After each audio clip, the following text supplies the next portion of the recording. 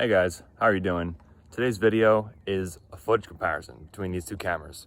A long time ago, I made a video comparing the features of these cameras, and in that video, I promised that I would make a comparison between the actual footage that these things put out. So that's what this video is. If you haven't seen the first video and you'd like to hear the comparison between the specs and all the other information, I'll leave that below. All right, it's not often that I have two GoPros with me, but today is a comparison, so that's what the situation demands. And that's why I have both of these cameras here. Alrighty. There we go. All right, as you may have noticed when I got here, I'm on a bike right now. Unfortunately, I can't drive with no handlebars, at least not in this environment. So I'm going to start with walking. Also note that I made the resolution, frame rate, and lens angle exactly the same on both of these. This one is capable of 4K 60. This one is not. So in order to make the hyper smooth comparison as fair as possible, I've taken down on this one's ability to record that. All right, guys, I'm walking with both of these cameras side by side. They're both moving exactly the same way, and so the hyper smooth comparison will be incredibly accurate. As I walk and as you observe, I'm going to tell you a little story, okay? So this is what I like to call the canal, and I live quite close by it, and it's one of my favorite places that I live near. And last year I began fishing. So fishing is something that I really enjoy, and this whole winter I've been waiting to get back out to fish, and it's been quite a challenge. So back in around early March, I attempted to start fishing here for the first time since fall, and at that time the entire canal was frozen. So my first fishing attempt obviously did not go well because the water was under ice. Then in very late March, I came once again, and this time the ice was finally gone. However, the grass was all gray. There was nothing happening, no growth, no frogs jumping or anything at all. So that attempt also failed. And just recently, earlier in April, I came here fishing once again, and this time I finally caught a fish. It was not very big. It was a smallmouth bass, but it didn't matter how big the fish was. It was just great that there were fish here at all, and I hope that this is an awesome fishing season, and I'm quite looking forward to it. And maybe this summer I'll bring you along on a fishing trip, and if you're interested in that, you can just inform me in the comments. All right, that's probably enough walking. We'll move on to the next stage here. All right, as you can see, I've walked quite a long distance from my bike, so in order to get there, I think I'll run. All right, so that is stage 2 of the comparison, hyper smooth while running. Let's see how that goes.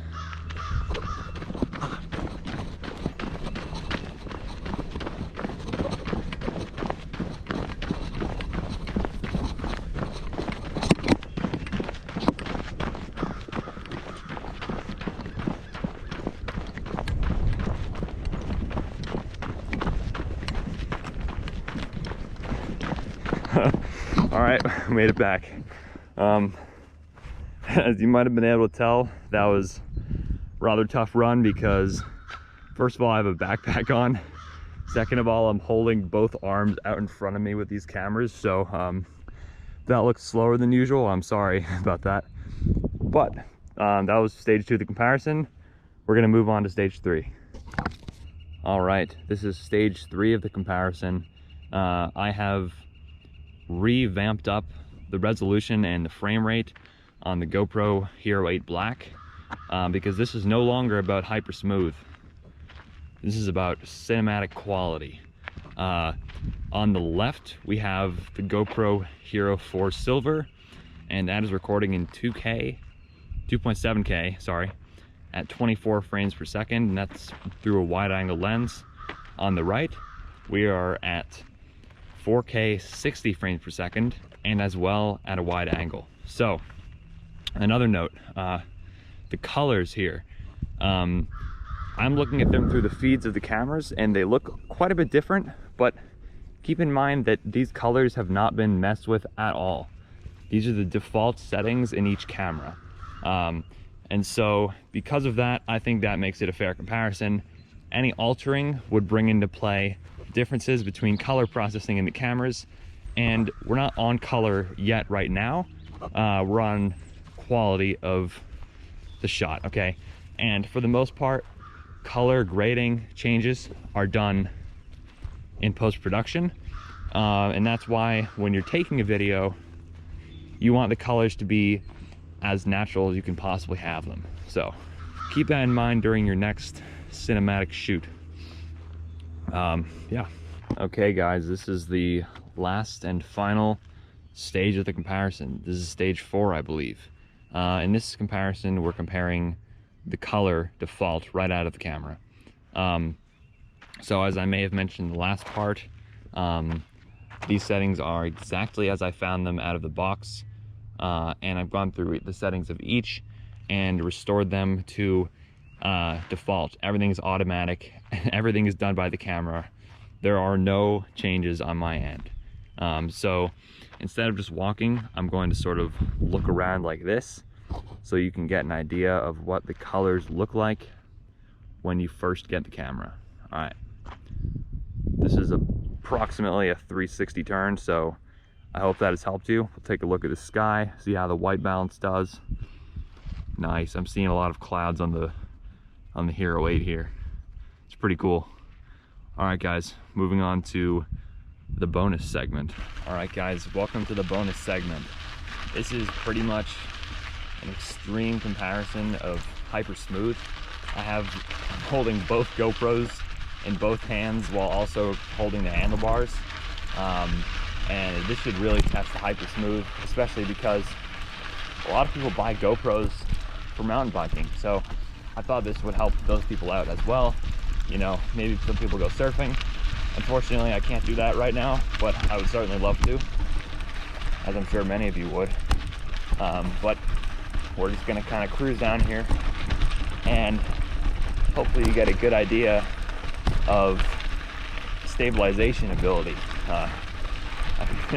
I can feel the GoPro HERO4 Silver just absolutely shuddering over there.